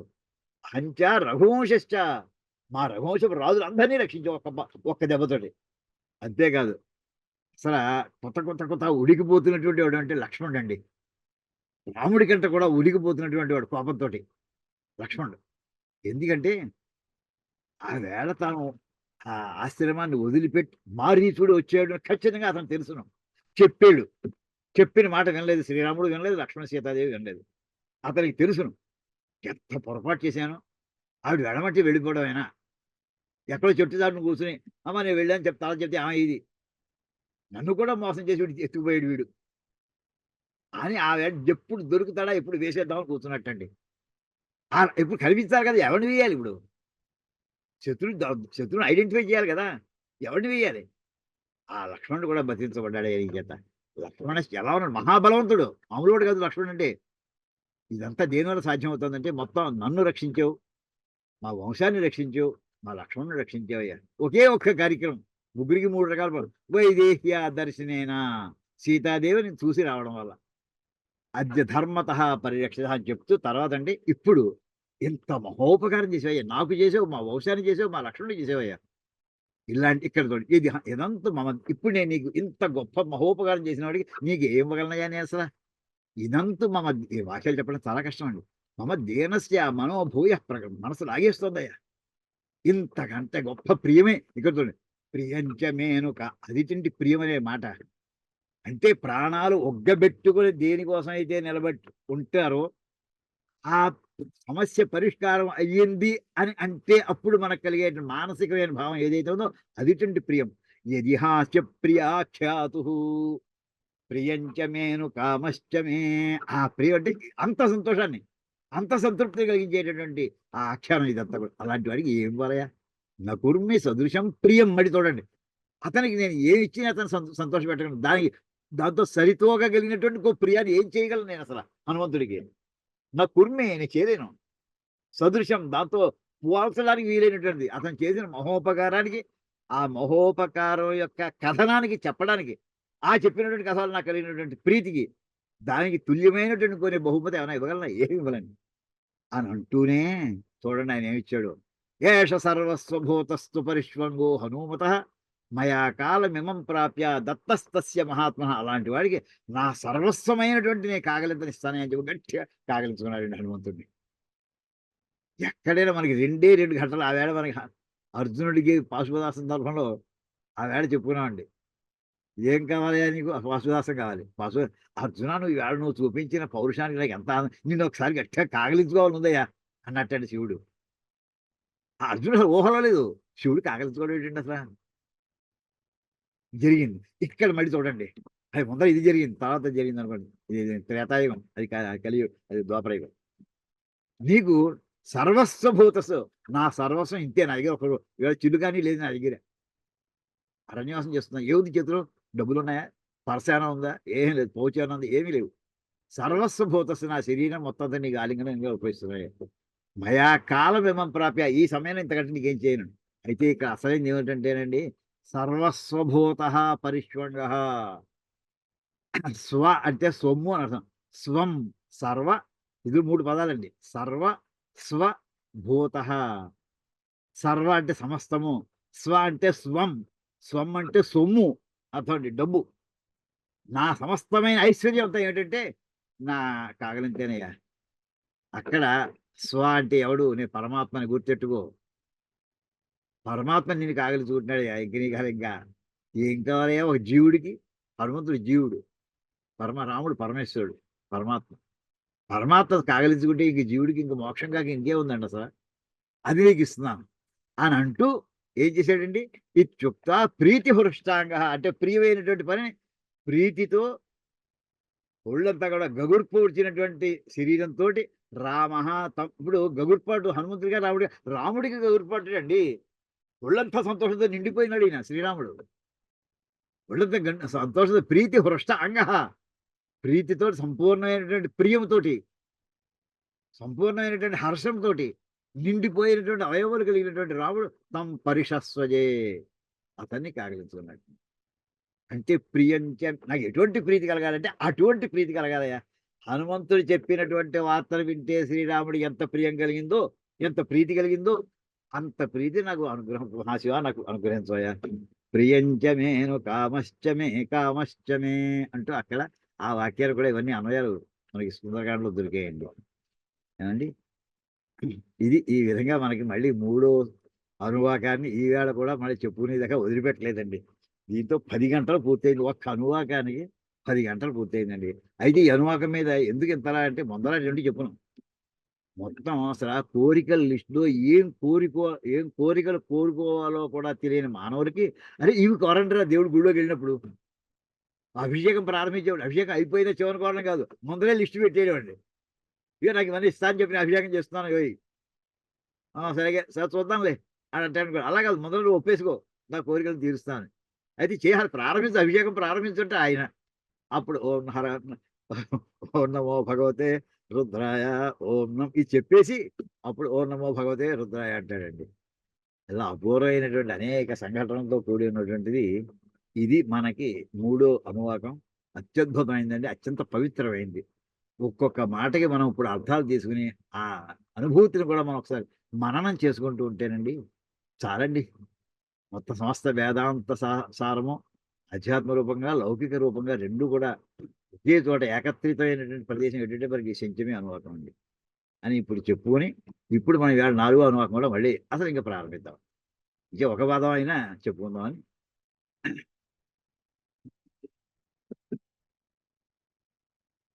ఇంత చెప్పుకున్నాక ఆఖరిని ఈ చెప్పుకుంటే దానికంటే ఇందాక దాంట్లో శోషాచమే సుదినంచమే ఇలాంటివన్నీ కూడా స్మరణ చేసుకునే ఏ ఉదయం అయితే ఉంటుందో అది శోష, ఏ రోజున ఇటువంటి అన్ని చక్కటి సంఘటనలు అన్ని జరుగుతాయో అది సుదినం అని చెప్పుకుని ఇప్పుడు 4వ అనువాకంలో ప్రవేశిస్తాడు. ఓం ఊర్చమే సూనృతాచమే పయశ్చమే రసశ్చమే ఘృతంచమే మధుచమే సగ్ధిశ్చమే సపీతిశ్చమే కృషిశ్చమే వృష్టిశ్చమే జైత్రంచ ఔద్భిద్యంచ మే రయిశ్చ మే రాయశ్చ మే పుష్టంచ మే పుష్టిశ్చ మే విభుచ మే ప్రభుచ మే బహుచ మే భూయశ్చ మే పూర్ణంచ మే పూర్ణతరంచ మే క్షితిశ్చ మే కూయవాశ్చ మేన్నంచ మే క్షుచ్చ మే ద్రేహయశ్చ మే యవాశ్చ మే మాషాశ్చ మే తిలాశ్చ మే ముద్గాశ్చ మే खल्वाश्च मे गोधूमाश्च मे मसुराश्च मे प्रियंगवश्च मेणवश्च मे శ్యామాకాశ్చ మే నివారాశ్చ మే. ఇదండి, ఇది 4వ అనువాకం.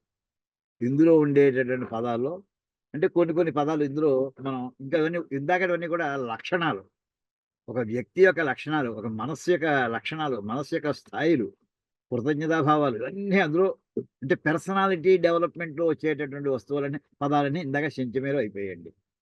ఇప్పుడు ఇంకా ఆ పరమశివుణ్ణి సేవించుకోవడానికి ఏమేమి ద్రవ్యాలు వాడబోతున్నాము ఆ ద్రవ్యాలు చెప్పుకునేటటువంటి లిస్ట్ అంతా ఇక్కడి నుంచి ప్రారంభమవుతుందండి. ఊర్చమే ఊర్చమే ఇక్కడ ఊర్క్ అనే మాట ఏంటంటే ఊర్క్ అంటే అన్నము. మన అగ్నావిష్ణు వాజహ అనే పదానికి అన్నం ఎలా చెప్పున్నాం, వాజహ అనే పదానికి అన్నం అని ఎలా చెప్పున్నాం, ఇక్కడ ఊర్క్ అనే మాట కూడా అన్నము అని అర్థం అండి. భాష్యం చూద్దాం ఒక్కొక్కటి.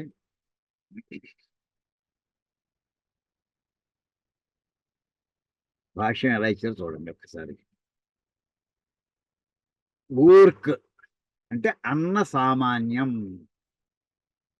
సామాన్యం అంటే సమానత్వం కలిగి అంటే అన్నము అనే అర్థాన్ని ఇచ్చేటటువంటి పదమే ఊర్కది. ఇప్పుడు అన్నంలో అనేక రకాలండి. ఇప్పుడు మామూలుగా రోజు ఇంట్లో వంట చేసుకుని భోజనం చేసేది కూర పచ్చడి ఇవే ఉంటాయి. ఉపవాసం ఉన్నాం అనుకోండి ఆవేళ భోజనం ఏదో భుజిస్తాం. ఆ భుజించడం మామూలుగా ఫలహారం కాస్త బలుహారం అవుతుందండి. అంటే ఆవేళ ఇంకా ఎక్కువ పుచ్చుకుంటాం. ఏదో చిన్న కథ కోతి ఉపవాసం కూడా కథ చెప్పుకుంటూ ఉంటారు. అంటే ఏమో రేపు పొద్దునకి నీరసం వచ్చి పడిపోతామని చెప్పి ఇప్పటి నుంచి ఆ అరటిపళ్ళ గెల ముందర పెట్టుకుందండి. అలా ఏదైనా ఇంకా ఆ కథ ఇంకా అందులో వెళ్ళట్లేదు కానీ జస్ట్ ఉదాహరణ చెప్పాను అంతే. అది చెప్తేనే జ్ఞాపకం వస్తుంది అందరికీ కూడా. అది అయిపోయిన తర్వాత అయితే ఈ మనం ఎక్కడెక్కడ ఈ అన్నం ప్రత్యేకించి కొన్ని కొన్ని అన్నములు తినడం కోసం వెళ్ళాలండి. దాని ఏమంటే శ్రౌతాన్నం అంటారు. శ్రౌతాన్నం అంటే శ్రౌతం అంటే వేదములకు సంబంధించింది. ఒక పండితుడు, వేద పండితుడు వాళ్ళింటో మడిగా, శుచిగా ఏమండి చాలా చక్కగా శాస్త్రీయంగా చేసుకుంటారు. అలాంటి మనం ఎక్కడితే ఊరు దిగితే వెంటనే హోటల్‌కి వెళ్ళిపోవడం, భోజనం చేసి ఇచ్చేయడం, ఏదో లంచ్ అంటాం, డిన్నర్ అంటాం భోజనం కాదండి అది. ఏదో లంచ్ అంతే. Lunch is not equal to భోజనం. Dinner is not equal to భోజనం. ఏవండి వెళ్ళిపోయి తినేస్తున్నాం, అడ్డపడి తినేస్తుంటాం. బర్గర్స్ తింటారు, ఇంకోటి తింటారు, ఇంకోటి తింటారు. ఏదో కడుపు నింపడం అని అనుకుంటారు వీళ్ళు. కాదు, అది కాదండి. ఆ శ్రౌతాన్నం కోసం వెతుక్కుంటూ వెళ్లి తినాలండి. అంటే అది అవతల వాడు చేసినటువంటి దాంట్లో కారణం ఎందుకంటేట మన వాళ్ళు ఎందుకు ఈ అన్నం మీద నియమాలు పెట్టారంటే ఆ వంట చేసినటువంటి వాడి ఎవరైతే భోజనం వడ్డిస్తున్నారో వంట ఎవరో చేశారు, వంట చేసిన కూడా ఎవరు వడ్డించారు, వడ్డించి మనం భోజనం చేస్తున్నామండి. ఆ వంట చేసినటువంటి వాడి లక్షణాలు, వడ్డించిన వాడి యొక్క లక్షణాలు అన్నంలో ప్రవేశిస్తాయిటండి. ఆ ప్రవేశించి మనలో ప్రవేశిస్తాయండి. వాళ్ళకి శుభకరమైనటువంటి ఆలోచనలతో చేశారో మనకి శుభకరమైనటువంటి ఆలోచనలు వస్తాయి. వాళ్ళు దుర్మార్గపు ఆలోచనలతో ఉన్నారనుకోండి, ఆ దుర్మార్గపు ఆలోచనలే మనకి ప్రవేశిస్తాయి. అంచేత దుర్మార్గుల ఇళ్లలో భోజనం చేయడానికి సన్మార్గులు ఎవరు ఇష్టపడరు. వెంటనే ఉదాహరణ జ్ఞాపకం వస్తుందండి. శ్రీకృష్ణుడు, దుర్యోధనుడు శ్రీకృష్ణుడు ఆవిడ కురుసభకి దూతగా వెళ్ళిన వెంటనే దుర్యోధనుడు అంటే ధృతరాష్ట్రుడు చెప్తాడు, ఓ బ్రహ్మాండమైన విందు ఏర్పాటు చేయండి కృష్ణుడికి ఏర్పాటు చేయండి అని దుర్యోధనాలు చెప్పి వాళ్ళందరూ బ్రహ్మాండంగా చేసేశారు. ఈ కథ అందరికీ తెలుసున్నది. కానీ కృష్ణ పరమాత్మ ఏం చేశాడండి, నేను మీ ఇంట్లో చెయ్యనయ్యా అని ఖచ్చితంగా చెప్పేశాడు. ఏం చేత వీళ్ళు మహా దుర్మార్గులు వీళ్ళు. దుర్మార్గుల ఇంకా ఇళ్లలో భోజనం చేస్తే ఆ దుర్మార్గపు లక్షణాలు వీళ్ళలో కూడా ప్రవేశిస్తాయి. వీళ్ళ పుణ్యం పోతుంది, క్షీణిస్తుంది. డబ్బు, ఐశ్వర్యం అది ఉండడమే లెక్క కాదు. క్వాలిటీ, జీవన క్వాలిటీ అది లేదు అక్కడ. ఎలాంటి మహాపాపం చేసేటువంటి వాడు అన్ని చేయని మహాపాపాలు లేవు అసలు దుర్యోధనుడు. అందుచేత అక్కడ చేయలేదు. కాంట్రాస్ట్‌గా ఎవరికి ఇచ్చాడు? డబ్బు తక్కువ వాడు, కులం తక్కువ వాడు. ఓ రకంగా మా మంత్రిగానే ఉన్నాడు, రాజుగా లేడు. విదురుడి ఇంటికి వచ్చి కూర్చుని అతను షడ్రసోపేతంగా పెట్టాడు, అరటిపళ్ళు పెట్టాడు. అవి తిన్నాడండి ఈయన మహానుభావుడు. జగత్పిత అయినటువంటి కృష్ణ పరమాత్మ దీనికి ఆయన లెక్క కట్టుకోగలడు. ఏది తినాలి అటువంటి అన్నం. అలాగే వేద పండితుల ఇళ్లలో భోజనం. ఎంచేత వాళ్ళు నిత్యము వేదాధ్యయనం చేస్తూనే ఉంటారు, నిత్యము వేదపారాయణ చేస్తూనే ఉంటారు. ఇంట్లో వాళ్ళు కూడా వేదం వచ్చేస్తుంటే కొంతమందికి ఆడవాళ్ళు కూడా వంట చేసి వీళ్ళు సంతలు చెప్తూ ఉంటారు అరుగు మీద. ఇంటి వాళ్ళకి కొన్ని మంత్రాలు వచ్చేస్తుంటాయండి వీళ్ళకి. గురుగారు ఊళ్ళో లేనప్పుడు తప్పులు చెప్తుంటే శిష్యులు తప్పితే ఆడవాళ్ళు ఇంట్లో కరెక్షన్ చేసిన సంఘటన మా ఇంట్లో బోర్డని ఉన్నాయండి. ఈ రకమైనటువంటి ఆ అన్నంలో విశేషం ఉంటుంది. ఇది దీన్ని అలాగే ప్రసాదం, దేవాలయంలో ప్రసాదం. ఓ కాశీ విశ్వేశ్వరుడు అన్నపూర్ణాదేవి అక్కడ సత్రలో పెడతా ఉండే. కాశీ విశ్వేశ్వరుడు గుడి పక్కన అన్నపూర్ణాదేవి సత్రం. అక్కడ భోంచేసి అన్నపూర్ణాదేవి సాక్షాత్గా వడ్డించినట్టుగా భావిస్తామండి. అన్నపూర్ణాదేవి కంటే ఇంకా పవిత్రమైన హస్తమే ఉంటుందంటే పరమశివుడికి ఆవిడ భిక్ష వేసేటటువంటి హస్తం అది. అలాంటి అన్నం అండి ఇక్కడ. ఊర్క అన్న సామాన్యం, అది ఒక రకమైనటువంటి అంటే అన్న విశేషం అని చెప్పాలి అసలు నా ఉద్దేశంలో. ఇది దాని అర్థంలో అన్నం అని అర్థం తీసుకోండి అని చెప్పారు. ఊర్చమే, ఈ తినేసిన తర్వాత నెక్స్ట్ వచ్చేసి మాట్లాడడానికి కాదయ్యా, నోట్లో ఎప్పుడు కూడా సత్యవాక్కు వస్తూ ఉండాలయ్యా. సూనృత ఆచమే, సూనృత అంటే అసత్యము కానటువంటి వాక్యం, సత్యమే.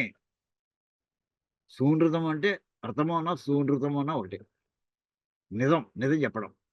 ప్రియోక్తి, ఆ నిజం ఎలా ఉంటుందంటే అది ప్రియంగా ఉండేటటువంటి. సత్యం బ్రూయాత్ ప్రియం బ్రూయాత్ అనే ప్రియం అనే మాట కూడా అక్కడ చెప్తారు చూడండి. నిజం చెప్పాలి, అది ప్రియంగా కూడా ఉండేట్లా చెప్పాలి. ఇక్కడ ఈ సూనృతం అనే మాటకి వెంటనేనండి ఇదే మాటనే, ఇదే మాట సూనృత అనే మాట మనకి ఎక్కడ కనిపిస్తుంది? తెలుగులో మహాభారతంలో నన్నయ్య గారు రాసిన దాంట్లో శకుంతల దుష్యంతుల యొక్క సంభాషణలో అక్కడ వస్తుందండి. ఆ వాక్యం చూద్దాం ఒక్కసారి చూడండి. ఈ పద్యం చూసారు అందరికీ జ్ఞాపకం రావచ్చండి. శకుంతల దుష్యంతుల కథ మీకు అందరికీ తెలిసిందే. విశ్వామిత్రుడికి మేనకి పుట్టినటువంటి పిల్ల శకుంతల. వాళ్ళు ఇద్దరు కూడా దారి వదిలేసి ఆ పాపను వదిలేసి వెళ్ళిపోయారు. పక్షుడి చేత శకుంతముల చేత పోషించబడింది శకుంతల. కణ్వ మహర్షి దగ్గర వచ్చి తీసుకెళ్లారు ఆశ్రమంలో. అప్పటి నుంచి కళ్ళు తెరవని పసిగుడ్డుని ఆశ్రమంలో తీసుకుని దాని మెల్లగా ఆ పాపను పెంచుకుంటూ వచ్చి ఉండగా ఆయన ఎక్కడికో ఇంకో ఆశ్రమానికి వెళ్ళవలసి వస్తే ఆ సమయంలో దుష్యంతుడు కణ్వాశ్రమానికి రావడం, ఇద్దరు కలుసుకోవడం, గాంధర్వ వివాహం అనుకోవడం, తర్వాత దాని తర్వాత నేను అక్కడికి వస్తే నేను పట్టప్రాణిగా చేస్తానన్నాం. ఈ కథ అంతా తెలిసింది. 5 ఏళ్ళు వచ్చినా కానీ పుట్టిన కుర్రాడు భరతుడు 5 ఏళ్ళు వచ్చినా కానీ దుష్యంతుడు మళ్ళీ వెనక్కి రాలేదు, ఈవిడ్ని తీసుకెళ్ళలేదు. అప్పుడు కణ్వ మహర్షి తన శిష్యుల్ని ఇచ్చి పంపిస్తాడు. అమ్మాయి ఇక్కడ కాదు నీ స్థానం, భర్త స్థానం నీ స్థానం కానీ ఇక్కడ కాదమ్మా అని చెప్పి ఆవిడ ఆ కణ్వ మహర్షి శిష్యులతో పాటు రాజ్యసభకు వెళ్ళింది హస్తినాపురం. వెళ్ళినప్పుడు అక్కడ ఆయన నువ్వెవరు రివర్స్లో ప్రారంభించాడు ఆయన. ఆ పడంగా ఆవిడ కాసేపు చెప్పింది, జ్ఞాపకం రాలేదన్నాడు. అప్పుడు ఆ మాట చెప్తుంది, అబద్ధాలు ఆడతావుటయ్యా నువ్వు అంటూ ఇక్కడ మనం సూర్యుతా చెప్తున్నాడు. ఇక్కడ పదం చూడండి. నుతజల పూరితంబులగు నూతులు నోరిటి కంటే సూనృత వ్రత ఒక బావి మేలు, మరి బావులు నోరిటి కంటే ఒక్క సత్క్రతువది మేలు, తత్క్రతు శతంబున కంటే సుతుండు మేలు, తత్సుత శతకంబు కంటే ఒక సుహృత వాక్యము మేలు సోడగన్. ఇది నన్నయ్య గారు రాసినటువంటి ఆది పర్వంలో 4వ ఆశ్వాసంలో 94వ పద్యం అండి ఇది. ఆయన ఏం చెప్తున్నాడు, ఓ రాజా నువ్వు ఏమని చెప్పావయ్యా, సూనృత వ్రత, అదో వ్రతం కాగలవాడు. నిజమే మాట్లాడుట అనేది ఒక నియమంగా కలిగినటువంటి మహారాజా దుష్యంత, నువ్వు ఈవేళ మాట మారిపోతుందయ్యా. ఏ కారణమో నాకు తెలియదు. కానీ నాకు తెలిసినటువంటి ఆశ్రమంలో మేము విన్నటువంటి వాక్యాలు ఏంటి తెలిసిన, ఆ సూనృత వాక్కు నిజం మాట్లాడితే దాని యొక్క గొప్పదనం ఏదో చెప్తాను విను. నుత జల పూరితంబులగు. నుతము అంటే శ్రేష్టమైనటువంటి జలములతోటి, అంటే మెడిసినల్ ప్రాపర్టీస్ ఉండేటటువంటి అని నాకు అర్థం చెప్పవచ్చు. లేదా మంచినీళ్ళ బావులు ఉంటాయండి, మంచినీళ్ళ నూతులు. మా ఊరు పొడగడ్డలో అన్ని ఉప్పు నీరు ఉండేటువంటి నూతులు దొరికాయి. మా అగ్రహారం ఉంది, అగ్రహారంలో నూతులు మాత్రం మంచినీళ్ళు అండి. అందరూ ఊరంతా పొలం బిందులు ఇచ్చి వెళ్ళిపోయేవారు వీళ్ళు. అంటే మంచినీళ్ళు తాగడానికి అసలు రుచిగా ఉండాలి కదా. ఉప్పు కషాయంలో ఉంటే ఎలా తాగుతాం. అలాంటి మంచినీటి బావులు నుత జర పూరితం. అయ్యో పాతాళలోకంలో నీళ్లుంటే అబ్బాయి ఎవరు తోడతాడు, ఏదో ఉప్పు నీళ్ళు తాగేద్దాంలే, అలా కాదు, పైకున్న నీళ్లు నుత జల, అలా మంచి నీటి తోటి నిండిపోయి ఉన్నటువంటి, అంటే 2 బారలు వేస్తేనే మీకు నీళ్లు తగులుతున్నాయి. అలాంటి ఒక 100 నూతులు తవ్విస్తే ఎంత పుణ్యం వస్తుందో అంతకంట. ఒక దిగుడు బావి అంటే దిగుడు బావి, మెట్లుంటాయి. ఓ 20 అడుగులు డయామీటర్ తోటి మెట్లతోటి కిందకి పెడతారు. అంటే కావిడేసుకుని వెళ్ళి పట్టుకొచ్చి, ఇందాకైతే ఒకటే బింది తోడుకుంటూ ఉన్నాం. ఇక్కడ అలా కాదు, కావిడితో తెచ్చుకోవచ్చు పైకి, 2 పక్కల చెరో బింది వేసుకుని. అలాంటి ఒక్క బావి అంటే 100 మంచి నీటి నూతుల కంటే ఒక్క మంచి నీటి బావి మేలయ్యా. అంటే 100 టైమ్స్ మనకి ఎలా వెంటనే వందలు చెప్పేవాడికి మనకి ఆనందాల్లో చెప్పుకోండి, ఆనందాహ చెప్పుకున్నాం మనం. అలాంటి 100 బావి. ఇంకోటి ఇక్కడ సర్కాస్టిక్ గా చెప్పాలంటే, ఓ రాజా నీకు ఒక బావి మేలు, గంగలో దూకటం చూసారా, ఒక్క నూతిలో దూకితే అబద్ధం అవుతావు అని ఆ పదానికి ఎక్కడో దూరాన్ని కూడా రావడానికి అవకాశం ఉందండి. కానీ అలా కాదులే, ఇక్కడ కాదండి. మరి బావులు నోరిటి కంటే, ఇలాంటి ఒక 100 దిగుడు బావులు తవ్విస్తే ఎంత పని, ఎన్ని వందల మందికి, పశువులకు కానీ అన్నిటికీ ఉపయోగిస్తుందండి. అలాంటి వాటికంటే 100 బావుల కంటే ఒక్క సత్క్రతువది మేలు. ఒక జ్యోతిష్ఠోమ హోమం యాగం చేసామనుకోండి, అత్యద్భుత కొన్ని వేల మంది ఆవేళ అన్న సంతర్పణ జరుగుతూనే ఉంటుంది. మొన్న మధ్య మనకి వ్యాఘ్రేశ్వరుని ఆ ఊళ్ళో జరిగిందండి. అహోరాత్రాలు అన్నదానమే, అహోరాత్రాలు. ఏదో మధ్యాహ్నం 4 దాకా పెడతాం, 3 దాకా పెడతాం కదండి. ఆ ఒక్క సత్ క్రతువు మంచి యజ్ఞం, ఒక్క యజ్ఞం చేస్తే చాలయ్యా, కొన్ని వేల బావులు తవ్వించినట్టు లెక్క. అలాంటి యజ్ఞాలు 100 చేయడం కంటే తత్క్రతు శతంబున కంటే సుతుండు మేలు. అలాంటి 100 యజ్ఞాల కంటే ఒక మంచి కొడుకు బెటర్ అయ్యా. దుర్మార్గుడు కదండి సుతుడు అంటే, సన్మార్గుడు అయినటువంటి కొడుకు మేలయ్యా. అలాంటి 100 మంది కొడుకులు మంచి లక్షణాలు కలిగినటువంటి తత్సుత శతకంబు కంటే, అటువంటి 100 మంది కొడుకుల కంటే ఒక సుహృత వాక్యము మేలు సోడగన్. ఒక్క సత్యముతో కూడినటువంటి ఒక్క వాక్యం, ఒక్క సెంటెన్సే, పేరా కూడా కాదు, అది మేలయ్యా, అంత గొప్పదిగా చెప్పారయ్యా అంటూ సత్యవాక్యం యొక్క విశిష్టతని వర్ణించిందండి. అలాంటి ఆ సత్యాన్ని మాట్లాడేటటువంటి ఆ శక్తిని, ఆ ధైర్యం లేక అబద్ధం ఆడతామండి. అవతలతోటి అబద్ధాలు ఆడతాం. కారణం ఎందుకంటే ఆ సత్యాన్ని నిజంగా నిజం చెప్పలేక.